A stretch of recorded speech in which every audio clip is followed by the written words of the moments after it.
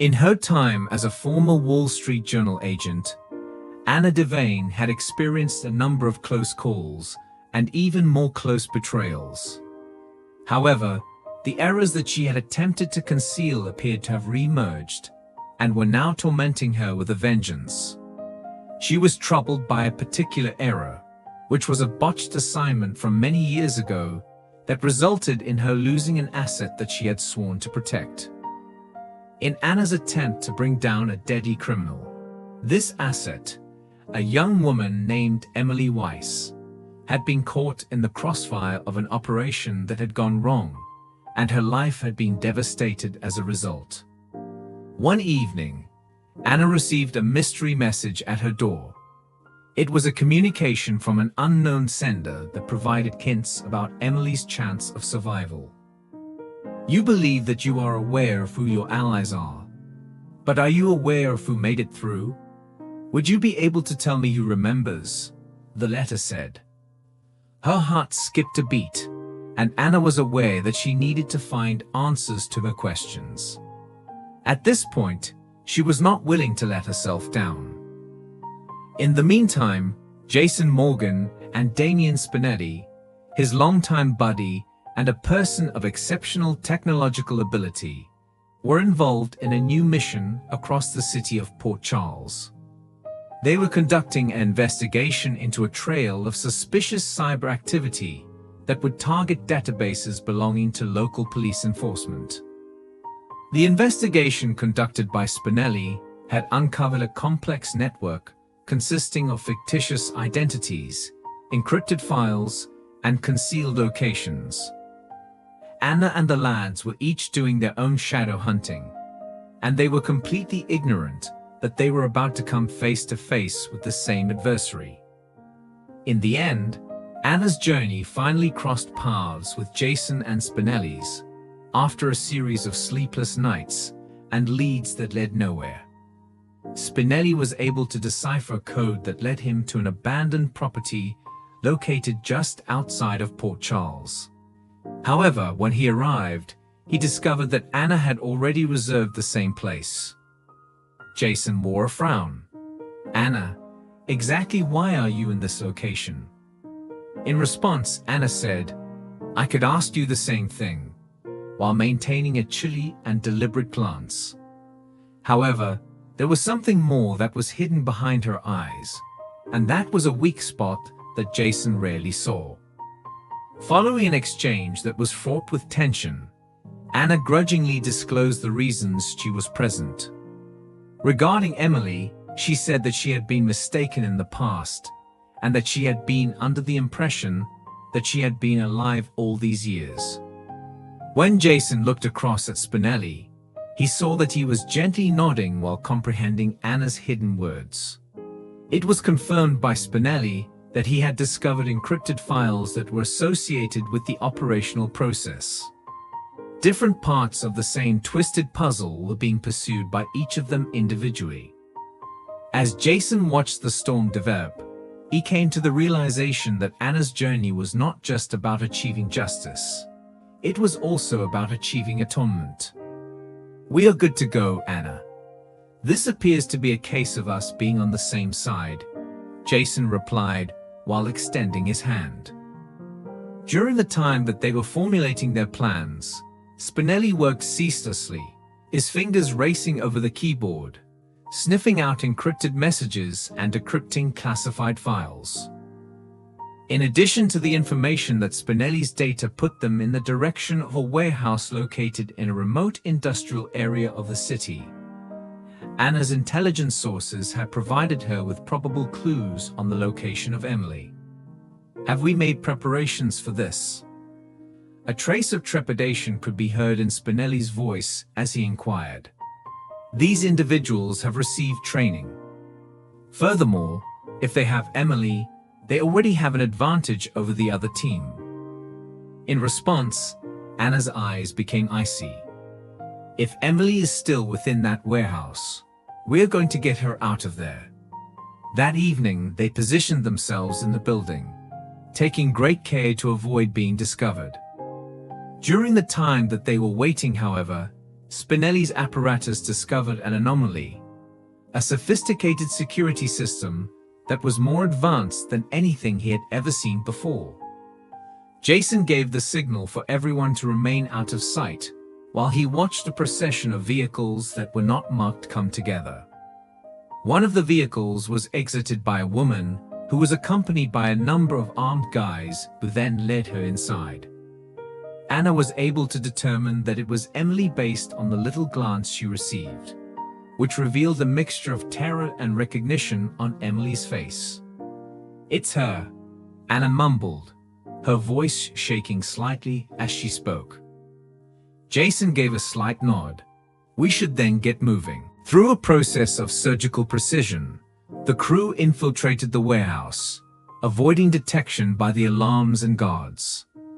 Jason took the initiative and eliminated everybody who stood in their way, while Anna and Spinelli positioned themselves to cover him.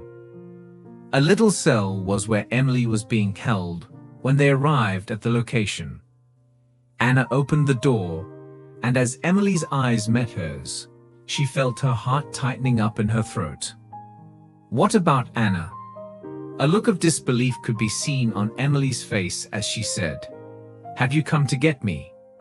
When Anna responded, her voice was heavy with emotion as she said, "I'm here now. I'm pulling you out of this." But just as they were about to leave, an alarm began to sound throughout the entire structure. After the doors of the warehouse were slammed shut, armed security personnel rushed into the area. Even though they were outnumbered, Anna, Jason, and Spinelli did not give up and refused to retreat. The command that Jason gave to Spinelli was, "Create a distraction."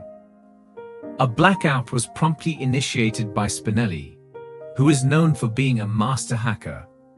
This resulted in the warehouse being completely dark. Within the cover of the night, Jason and Anna were able to eliminate each of the guards one by one. In the end, they were successful in evading capture, but not without falling victim to injury.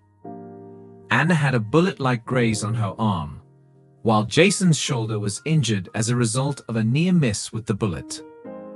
The distressing details of Emily's captivity were revealed to her once she was back in a safe place. She had been bought, sold, and traded, and the syndicate had used her as leverage against officials operating within the government. She had been subjected to years of manipulation and abuse, and her mind was cloudy as a result. However, one name kept coming to her attention: Victor, a high-ranking person in the syndicate who had been responsible for her arrest. This individual, Victor, he is seeking retribution. Anna, he is headed in the direction of everyone who is connected to me. It is you, Jason, and Spinelli who are included in this. Anna was well familiar with Victor.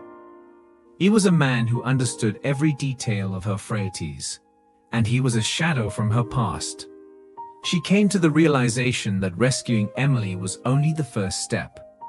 At this point, they needed to deconstruct the syndicate from the internal structure outward. She turned her gaze to Jason and Spinelli, a look of unwavering resolve in her eyes. "We have to finish this," she stated in a commanding manner. Jason gave a slight nod. "Once that is done, we defeat Victor. Collectively." Based on the information that Emily had provided, Anna, Jason, and Spinelli came up with a strategy to entice Victor to come out into the open. By fabricating a false lead, they were able to convince him to meet them at a remote spot where they intended to set up an ambush upon him. During the time that Spinelli was tracking Victor's movements and monitoring every communication, his fingers were a blur. This was done to ensure that they had the upper hand. On the evening of the operation, there was a palpable sense of tension in the air. In the same way that Jason was always prepared for a fight, Anna was getting herself ready for a confrontation that she had been hoping to avoid for years. The moment Victor arrived, he found himself surrounded by armed guards on both sides. A sneer of arrogance appeared on his face as he stared Anna in the eyes from the very beginning. "Anna Devane," he cynically said. "After all these years, I anticipated that there would be a greater difficulty." As Spinelli remotely launched flashbangs and alarms to disorient Victor's soldiers, Jason did not spare a moment and immediately began to take action. Anna became more determined than ever before and confronted Victor head-on, bringing their history together in a whirlwind of unresolved resentment and betrayal. Even after a fierce battle, Victor was eventually brought under control. In response to the arrival of the authorities, Anna drew a deep breath and experienced a weight being lifted off of her shoulders. The objective had been accomplished. Emily was not in danger, and a formidable criminal organization had been brought to its knees. Once they had returned to Port Charles, Anna, Jason, and Spinelli had a minute to themselves to reflect on the mission that had brought about the changes in their lives. Because of their efforts, Emily was able to begin a new life, one that was free from the horrors that she had experienced in the past. For Anna, the mission had been about more than just rescue Emily. It was about redemption, about making up for a wrong that she believed she would never be able to rectify. She looked at Jason and Spinelli, and her eyes conveyed her thankfulness to both of them. "Thank you," she whispered in a low voice. "I would not have been able to accomplish this without you." A slight nod was given by Jason, while Spinelli, who is known for his emotional nature, smiled quietly. "It's something that we do." In the hospital room that Sasha Gilmore was staying in, the shadows appeared to spread over the walls, reflecting the turmoil that was occurring inside of her. As the days turned into nights, her memories fractured like shattered glass, and it was impossible to fit them back together because they were so painful and piercing. Her recent struggles had left her feeling depleted, leaving her feeling raw, vulnerable, and dangerously near to breaking. The life that she was surrounded by in Port Charles proceeded on as usual. On the other hand, Sasha considered it to be anything from typical. A number of things had happened to her. She had lost her son, her marriage had ended, and she had struggled through developing addictions.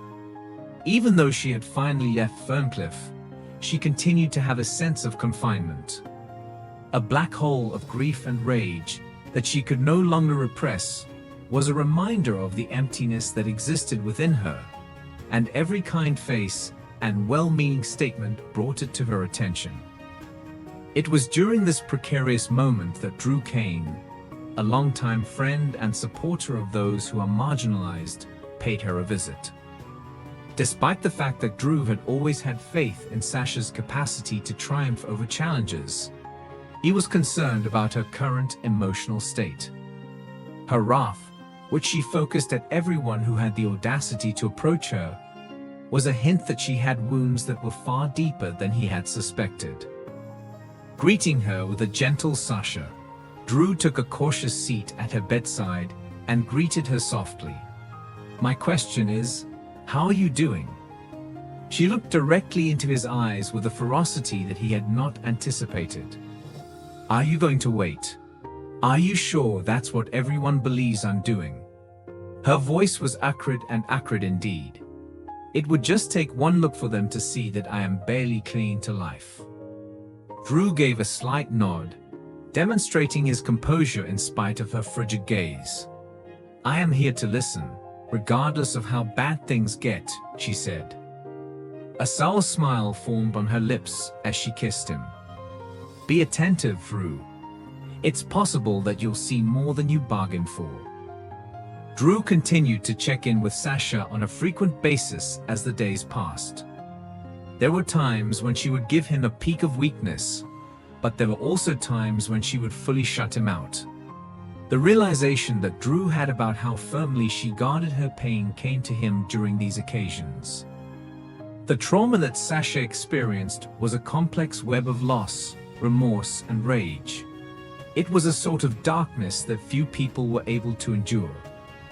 During the afternoon, Drew discovered her in the garden of the hospital, where she was lost in meditation. She appeared more at ease, and the sunlight that was coming in through the trees made her eyes appear more gentle. Drew sat down next to her and talked in a tone that was uniformly low and even. "There is no need for you to bear all of this burden by yourself, Sasha." "Alone," she repeated multiple times, a glint of rage appearing on her cheeks. "Everyone agrees with that. Nevertheless, once you lose what I have, you will never be alone again." She inhaled deeply with trembling. "My son has passed away, my marriage has ended, and every time I make an effort to stand on my own, someone keeps bringing me back down to earth." Drew made a move to grab her hand, but she resisted his advances. Suddenly, her rage erupted, which caught him off guard. "Drew, you should not do that. Please don't feel sorry for me." "It's not pity," Drew responded in a composed manner. "It's known as comprehension." But Sasha was not going to accept it. Her defenses were thickened with resentment, which had turned into her armor. Her walls were up. "Although you believe that you comprehend, you are not. This is nothing compared to what I have been through." Even though the comments were painful, Drew did not react. He was well aware that she was venting her frustration in an attempt to protect herself from the agony that was threatening to consume her. For some reason, he was completely unaware of how close he was to being her target. The days stretched into weeks, and Sasha's feelings became more turbulent as time went on. Her wrath was a continual reminder of the hurt that she refused to confront, and it always seemed to be simmering just below the surface. In spite of her tantrums, Drew continued to be a consistent presence, even when it meant going through the ordeal of tolerating her harsh comments. By the end of the day, she had reached her breaking point. Following yet another day of experiencing feelings of being inspected, misunderstood, and pitied, Sasha was unable to suppress her anger any longer. After Drew entered her room with his normal kind grin, she became agitated and reacted angrily. "Drew, I don't understand why you keep coming back." It was with a rising tone that she requested. "What do you hope to accomplish by this? When it comes to you, Sasha, I care." The tone of his response was calm, but forceful. "That's it," he said. "Do you mind about me?" She laughed with a sour tone. "What gives you the idea that you can just care away this pain?" Drew attempted to explain, but Sasha's rage had already taken over the situation. "Get out of here, Drew," she spewed out, her voice piercing with poison. "If you can't help me, then you should just leave." Drew decided to stay unmoved. "Sasha, I'm not going anywhere," I told her. "The fact that I am here does not make me terrified of your rage." While she was yelling, she grabbed a glass that was nearby and threw it across the room. "Then maybe you should be," she suggested. The sound of the smashed object reverberated in the remaining silence that followed. Astonished, Drew took a few steps backward. As she stared at him with her eyes wide open and filled with tears, Sasha was left trembling, and her chest was heaving as a result of the explosion of wrath. She was anticipating that he would depart, that he would finally leave her alone and let her suffer. Instead, Drew moved closer to the situation, his demeanor being one of calm determination. "Sasha, I am aware that you are experiencing discomfort. In addition, I will continue to remain here regardless of how many times you try to drive me away. I have faith in you because of this." Something inside of her was shattered by the words. Suddenly, after what seemed like weeks, Sasha's wrath vanished, leaving behind nothing but unedited, unrefined feelings. As tears flowed down her cheeks, she collapsed into a chair that was close and buried her face in her hands. Providing her with unspoken support, Drew crouched down next to her and placed his hand on her shoulder. At that very instant, Sasha came to the realization that she was not as isolated as she had previously believed. Sasha's fury gradually subsided over the course of the subsequent days. She had been offered a glimmer of hope by Drew's unwavering presence, which served as a reminder that healing was possible, despite the fact that it appeared to be out of reach. On the other hand, the path to recovery was not at all simple. Sasha's emotional wounds were severe, and her relationships with other people continued to be precarious. Drew was aware that he needed to act patiently and give her the opportunity to open out at her own pace. On a certain evening, as they were sitting in the garden of the hospital, Sasha spoke, her voice scarcely rising above a whisper. "Drew, I am aware that I have been quite mean to you. I'm sorry if I caused you any pain." Drew gave a little smile and shook his head quietly. "Sasha, you do not need to apologize for anything. I am aware that you are at an all-time low. However, you are more powerful than you believe." She averted her gaze, her eyes appearing far away. "I don't have a strong feeling. I have a broken mood." The response that Drew gave was, "Strength is not about not breaking. It's about putting yourself back together, piece by piece with each passing moment. And if you'll allow me, I'll be here to assist you in accomplishing that." Sasha gave a slight nod, as her heart was heavy but optimistic. Over the course of several months, she had a flicker of light that penetrated the darkness for the very first time. The character of Johnny Zakara, played by Brandon Barash, was a singular figure in the television series General Hospital. He stood out as a nuanced and ethically complicated anti-hero. Johnny was not a good guy or a bad guy in the traditional sense of the terminology. He was a favorite because of his charm and moral ambiguity, as well as the fact that he was unpredictable, sometimes being cruel and other times being empathetic. With the current state of the storyline landscape, Johnny's return would provide a new dimension to Port Charles, especially considering the fact that so many of the current players align with clear-cut motivations. If Johnny were to return, it would be possible to introduce a character whose decisions are not as easily telegraphed, which would result in narratives that are more unpredictable. Consider the possibility of Johnny returning to the environment in which the Corinthos family is on edge, still hurting from the continuing turf warfare at the time. Considering that Sonny and Carly are already navigating unstable alliances, the reappearance of Johnny would come as a surprise to them. Johnny would quickly create waves with his charisma and charm, and his presence would raise doubts about whether he has returned to take retribution, rekindle old connections, or seek forgiveness with his comeback. Johnny's past is filled with a variety of difficulties, including familial tragedies and love entanglements at various points.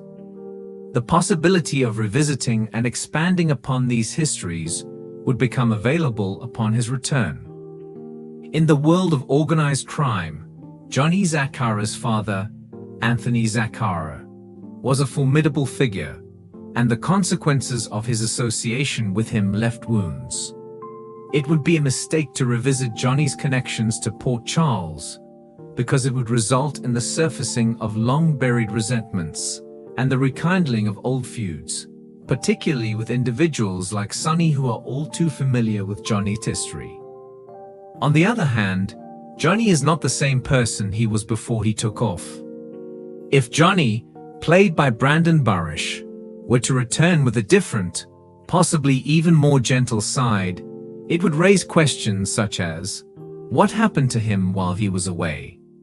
In what ways, both emotionally and physically, does he bear the scars of his time away from home? The addition of this complexity would not only raise the stakes, but also provide a psychological dimension that could be reminiscent of the gloomy tones that viewers of General Hospital particularly enjoy.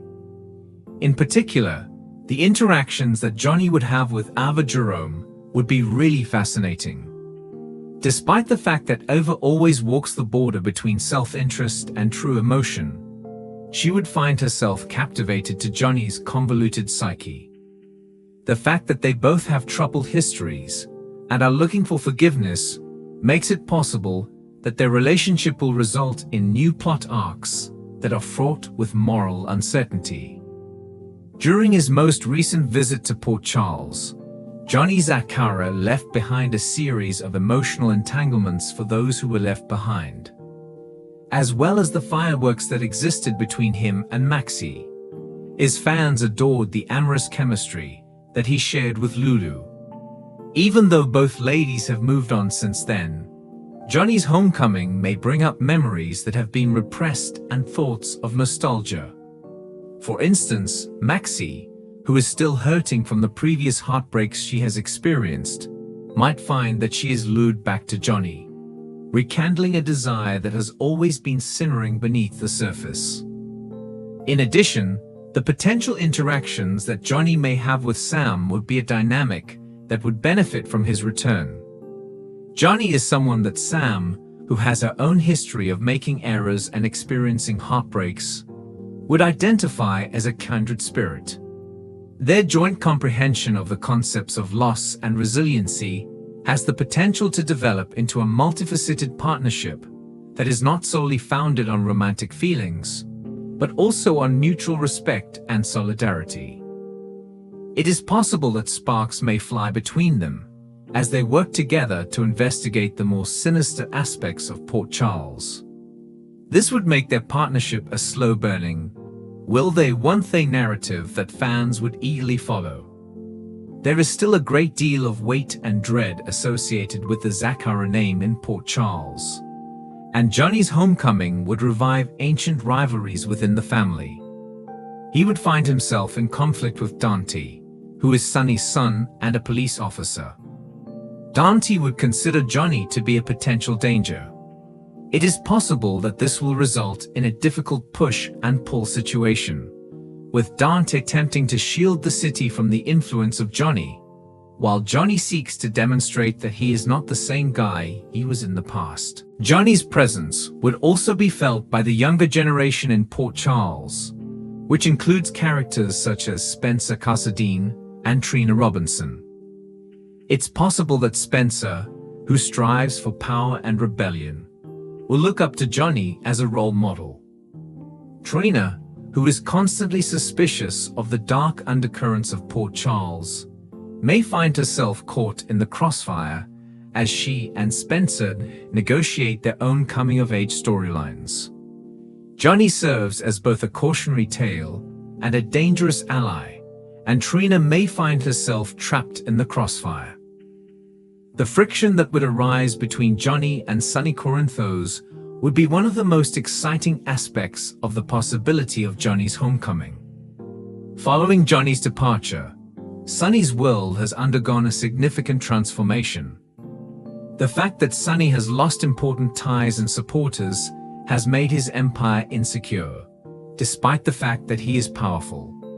This might be a direct challenge to Sonny's power, which could put his entire operation in jeopardy. Johnny's reappearance could be another potential threat. The charm of Brandon Barish would add a fascinating intensity to the conflicts between Sonny and Johnny, which would provide fans with the opportunity to witness Sonny and Johnny having a confrontation once more. Because of Johnny's newly acquired resources and relationships, he has the potential to become a strong adversary, which will force Sonny to reconsider his own strategies and collaborators. Also, for a surprise that is completely unexpected, consider Johnny forming a partnership with an improbable partner, like as someone who is close to Sonny or even Carly.